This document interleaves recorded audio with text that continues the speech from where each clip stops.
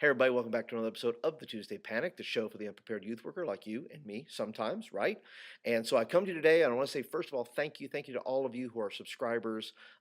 You have put me over the top here for those last few people that signed on recently. Put me over the 200 mark, which is quite incredible. In any, when people start out to do YouTube videos, you never think, you don't know what's going to happen and what people are going to like or not like. But 200 of you, or over about 203 of you now, have subscribed to this channel because you're getting good content, I hope. I hope you believe that and that you're watching. So my hopes for the future is that we build a great community out of this versus just me being a talking head and spitting information out at you.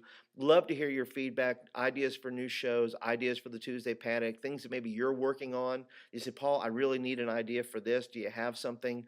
And I could build those shows around the things that you share with me. So thank you so much, and let's see where this is going to go, because I think this is pretty awesome that we get to share some time together. Leave me a comment below. So today's Tuesday Panic, I've been meditating on Psalms 40 today, and 40 verse 2 to be specific says, he also brought me out of a horrible pit. God, David, this is a psalm from David. And he says, he also brought me out of a horrible pit, out of a miry clay, and set my feet upon a rock and established my steps. And that just was speaking to me this morning, because life can, maybe you know this as well, that life can be very slippery. Sometimes we can feel like we're sinking deeper and deeper into the miry clay. And it is God who then raises us up and sets us upon the rock so that we can have a firm place to stand. And so many times our kids feel that way. They feel like just life is sinking, and they're just getting deeper and deeper into this, whatever it may be it is. It could be depression. It could be, peer pressure. It could be anything they're doing that just gives them that feeling of, I'm just not getting as far as I want. And this is a perfect season to talk about rocks, because obviously at least for me, it's Easter time, right? Right around the corner. And so maybe you could find, my suggestion maybe is using this as an illustration, at least is what I saw, is get some milk crates, right? And just get some painter's canvas, right? Maybe it's already been painted on, maybe, or something like that. Or maybe you could paint it gray and set it over the milk crate to where you can kind of create and make your own rocks.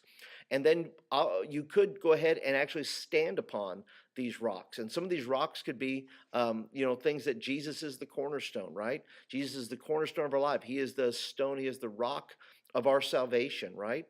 You could also use one of the rocks as a teaching point that says, a rock of praise. Rocks are not going to cry out. That if we don't praise God, then these rocks are going to cry out, right? And we talk about the rock of praise, that we're not going to let the rock, the earth or the creation outdo us.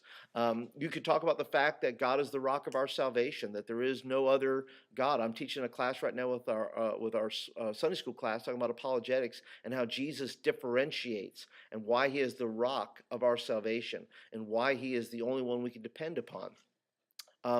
Obviously, too, at the end of your service, if you decided to use this as a Wednesday night or midweek thing, you could always have kids find a place and as part of that altar time is have them physically stand upon that rock. Get up on that rock and say, you know what, I declare that this is where I'm going to stand, where I'm going to set my feet. I'm going to allow God to put my feet upon this rock, and I'm going to put my full trust and hope in who Christ is. What a great time to talk about salvation around the Easter season, and Jesus being the rock, the cornerstone, the one that people have rejected, but who God made the centerpiece, the cornerstone of everything, to where everything is built around that. And it gives your kids a great opportunity to make a commitment to know Jesus, the rock, and to make him the secure place of their life. So that's your little tidbit for today. I hope you enjoyed it. I hope it's something of value to you that you can use within your programming. Once again, if you're a subscriber, thank you so much for being a part. If you have some other ideas and other thoughts about how to use this lesson, please leave me a comment down below. I'd love to hear from you. Also, if you are a brand new watcher and you're just sort of found this video somewhere, thank you so much. And if you would, go ahead and hit the subscribe button right here where this picture is right there. And if you hit that button there, you'll get more videos like this in your inbox.